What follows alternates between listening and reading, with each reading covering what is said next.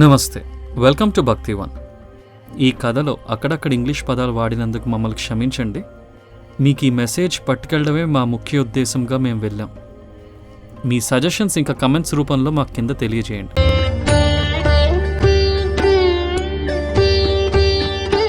ఇప్పుడు మన కథలోకి వెళ్తే, నవగ్రహాలు మన మీద చాలా ప్రభావం చూపిస్తాయి. మన శాస్త్రాలు పురాణాలు దీని గురించి చెప్తూ వచ్చాయి. మహర్షులు వేదాంతులు వీటి గురించి చాలా రీసెర్చ్ చేశారు. నవగ్రహాల్లో మొదటి వారైన సూర్య భగవానుడి గురించి ఈ కథ ఎక్కువ మందికి తెలియకపోవచ్చు. ఈ కథని మనం కొంచెం సైంటిఫిక్గా చెప్పుకుందాం. మన పురాణాల ప్రకారం సూర్యుడు విశ్వం చుట్టూ తన 7 గుర్రాలతో తిరుగుతారని రాసి ఉంది. అందుకే మనం ఆయనను నమస్కరిస్తూ ఇలాంటి శ్లోకాన్ని చదువుతాం. సప్తాశ్వర రథమారూఢం ప్రచండం కశ్యపాత్మజం శ్వేతపద్మధరం దేవం తం సూర్యం ప్రణవామ్యహం. ఋగ్వేదంలో సూర్యుడి గురించి, వారి అశ్వాల గురించి రాసి ఉంది. అందులో సూర్య భగవానుడి కదలికల గురించి చాలా క్లియర్గా ఉంది. అందులో సూర్యుడు విశ్వంలో తిరుగుతూ ఉంటాడు, భూమి సూర్యుని చుట్టూ తిరుగుతూ ఉంటుంది. అందుకే మనకి రాత్రి పగలు వస్తాయి. దీన్నే సైంటిఫిక్గా రొటేషన్ అండ్ రెవల్యూషన్ అని మన సైంటిస్టులు అంటారు. ప్రతిరోజు సూర్య భగవానుడు అశ్వం ట్రావెల్ చేస్తున్నప్పుడు ప్రపంచానికి వెలిగిస్తుంది. దాన్నే సూర్యోదయం అని అంటారు. యజుర్వేదంలో ఇంకొక చిన్న మెన్షన్ ఉంది దీని గురించి. సూర్యుడు అజ్ఞానాన్ని తొలగించి వెలిగిస్తారని. దీన్ని ఇంకొకలా కూడా చెప్పుకోవచ్చు. సూర్యకాంతి వల్లే భూమి మీద లైఫ్ గ్రో అవుతుంది అని. And that is scientifically proven. ఇంకొక చిన్న సైంటిఫిక్ కంపారిజన్ కూడా ఉంది. సూర్య భగవానుడికి 7 అశ్వాలు ఉన్నాయి అంటారు. అంటే 7 హార్సెస్ ఉన్నాయి. ప్రతి అశ్వం ఒక్కొక్క డిఫరెంట్ లైట్ని ఇస్తుంది అని చెప్తారు. మన సైన్స్ కూడా అదే చెప్తుంది. సూర్యుడి నుంచి స్ప్లిట్ అయ్యే లైట్ 7 కలర్స్ కింద డివైడ్ అవుతుంది. వాటినే విబ్ గ్యోర్ అంటారు. విబ్ గ్యోర్ అంటే violet, IndiGo, blue, yellow, orange and red. So సూర్యుడి నుంచి స్ప్లిట్ అయ్యే ఈ 7 కలర్స్ని 7 అశ్వాలతో మనం పోల్చుకోవచ్చు మనం స్పిరిచువల్గా.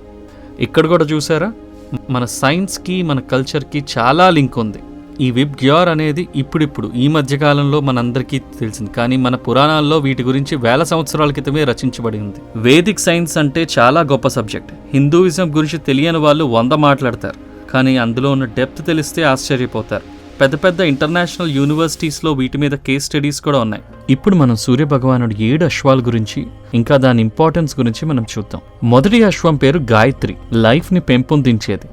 ఈ విశ్వంలో ప్రతి ఒక్కటి ఫాలో అవుతున్న ఒక బేసిక్ రిథమ్ని రిప్రజెంట్ చేస్తుంది ఈ గాయత్రి.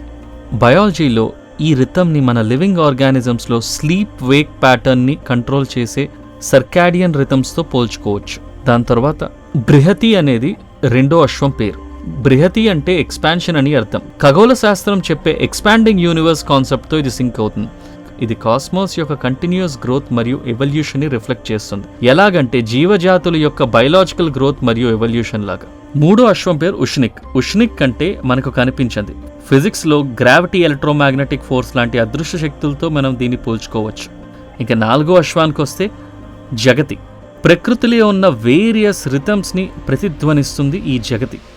మన ecological cycles, water cycle, carbon cycle లాంటి అవసరమైన లైఫ్ సైకిల్స్తో లింక్ చేయబడింది. ఈ సైకిల్ మన భూమి మీద జీవనాన్ని కాపాడతాయి. ఇంకా 5దో అశ్వం పేరు త్రిష్తుంబ్. ఇది ఎలిమెంట్స్ ఒక హార్మోనీని చూపిస్తుంది, అదే సామరస్యాన్నండి. దీన్ని మనం ఎలా రిలేట్ చేసుకోవచ్చు అంటే, ఇది జీవం కోసం అవసరమైన కెమికల్ హార్మోనీని ఎలా పెంపొందించాలో అది పెంపొందించే అశ్వం కింద. 6వ అశ్వం పేరు అనుస్తంభ్.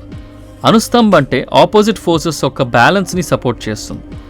ఇది బయాలజీలో హోమియోస్టాసిస్ అనే కాన్సెప్ట్ని గుర్తు చేస్తుంది. 7వ అశ్వం పేరు పంక్తి. పంక్తి అంటే విశ్వంలో క్రమం మరియు వ్యవస్థని సిగ్నిఫై చేస్తుంది. సైన్స్లో ఇది జెనెటిక్ కోడ్ ద్వారా ప్రోటీన్స్లో ఎమినో యాసిడ్ యొక్క సీక్వెన్స్ని శాసించే విధంతో చూడవచ్చు.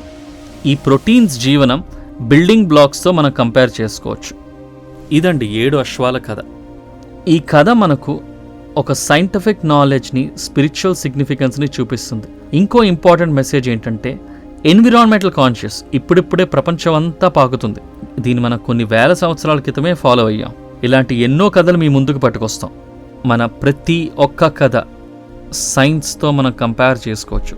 సూర్యుడి 7 హార్సెస్ స్టోరీ కూడా మనం కరెక్ట్గా కంపేర్ చేస్తే దీనికి పర్ఫెక్ట్ సైంటిఫిక్ ఎక్స్ప్లెనేషన్ ఉంది. సనాతన ధర్మం ప్రపంచానికి ఒక వరం లాంటిది. సనాతన ధర్మం యొక్క గొప్పతనాన్ని మేము untold stories from Hinduism, Vedic facts, ధర్మ సందేహాల ద్వారా మనలో చాలా మందికి తెలియని విషయాలు చెప్తూ జాగృతి పరిచే ప్రయత్నం చేస్తున్నాం. సనాతన గొప్పతనాన్ని చాటేందుకు వీడియోస్ను లైక్ చేయండి, అలాగే షేర్ చేయండి. సబ్స్క్రైబ్ చేయడం ద్వారా మాకు సపోర్ట్ ఇవ్వండి. అలాగే మీ అభిప్రాయాలను కామెంట్స్ రూపంలో పంచుకోండి.